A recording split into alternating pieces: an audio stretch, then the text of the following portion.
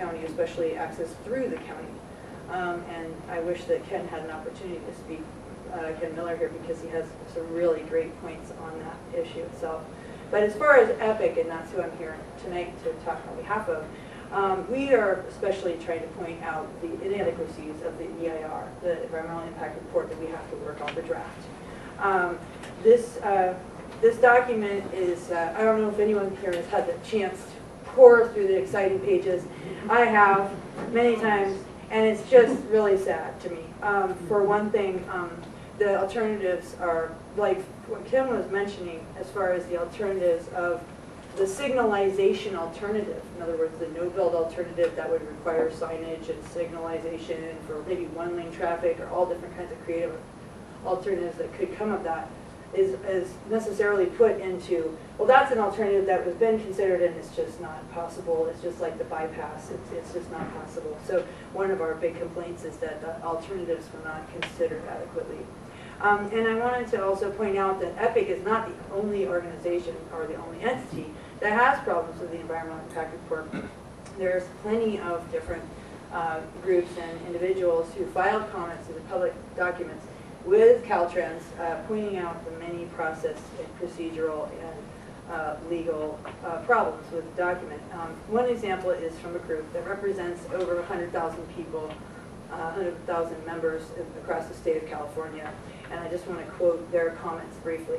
They wrote, "The environmental documentation fails to achieve its fundamental purpose of informing the public under the California Environmental Quality Act and the National Environmental Protection Act. A thorough analysis of significant environmental impacts is still needed. A full discussion of alternatives has yet to be performed, and mitigation measures are insufficient and often unenforceable. The ability of our organization and the rest of the public to fully understand the project's impacts is therefore severely compromised." So with no further public comment after this Environmental Impact Report draft was released, we really have no ability for any follow through to deal with any of these things as far as we can tell. 1 minute. 1 minute? Okay, cool. Boy, yeah, there's so much to say. So, okay, I guess I want to just reiterate. I think that maybe the speaker after me might be talking about some of the biological issues. And normally I would try to get into endangered species impacts, the cutting of old roots of old-growth redwood trees, and obviously you may know the Environmental Protection Information Center works to advocate for environmental integrity in our area. But I'm going to go ahead and skip here to talk about, just really briefly, the opposition to this project and what I've seen. I want to say that, don't forget, and Kim actually told us all about it, that Caltrans has intended to widen the highway through this area since the mid-50s. All of the attempts to create a thoroughfare through this sensitive section of the North Coast have failed because of public outcry, and we expect this one to as well. The opposition to the Richardson Grove project seems to rise at the same rate as the public becomes educated about this project. Even our modest local effort has brought together hundreds of people to our public forums and thousands of people signing the prepared postcards opposing the project. We have, however, only begun to educate people. Our future plans include expanding our public outreach campaign across the state. All Californians should have an opportunity to weigh in on the future of Richardson Grove State Park. So I also just wanted to mention our new organizational partners, the Center for Biological Diversity, which is a National Environmental Advocacy Group, the Intertribal Sinkyone Wilderness Council, North Coast Environmental Center, and the Bay Area Coalition for Headwaters. So we're really excited about that. The last thing I want to say here is that I brought with me, I was told to bring a couple of printed materials, and I brought with me just a little fact sheet, but I also brought with me a really important thing that I want you guys to be able to check out, anyone who's interested, which is a statement of purpose from the Intertribal Sinkyone Wilderness Council, which represents 10 sovereign federally recognized tribes. I wanted to also mention, so I have that here available. It's very convicted and intense.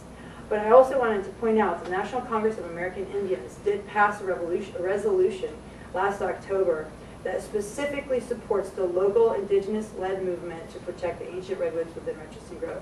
And just to let you know, the NCAI is the largest Native American, or excuse me, American Indian, Alaskan Native tribal representative group in the United States, and they are now invested and going to work to stop and promote the no bill alternative. Okay, you have 1 minute for questions. Sorry, yeah. That was a long one. I'm sorry. Yeah.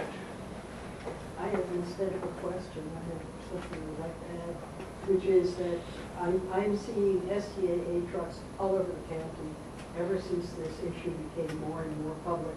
They're here, they're all over the place, and a great concern to me is where I'm seeing them. I'm seeing them on narrow, by roads, and all over the place. I saw one pull out of the bottoms onto Samoa Boulevard, and I don't know what that truck was doing there, but it wasn't a good thing. And apparently, Caltrans doesn't have any responsibility about what happens to those trucks once they're on the freeway and leave it. Do you have one more question?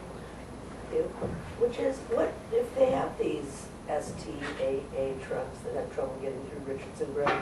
What do they do when they want to go north of Eureka or Camann? When you get to, is this just going to extend it one county? Actually, they can already go, and they can come into Humboldt County from the north, and but they can't come into Humboldt County from the south. Okay. What they do. Maybe one. Oh, one last question. Okay, I Cynthia. heard that the STAA thing is basically the size of a sleeper on the truck. Is that true at 5 feet? Okay, I wish I had the little document, but it's 53 feet. Well, it's a combination of lengths Right. that make an STAA. So if you took a sleeper off, That's what happens now. Often Okay. people will go park their cabs and reload onto a smaller cab in order to get to the Grove right now.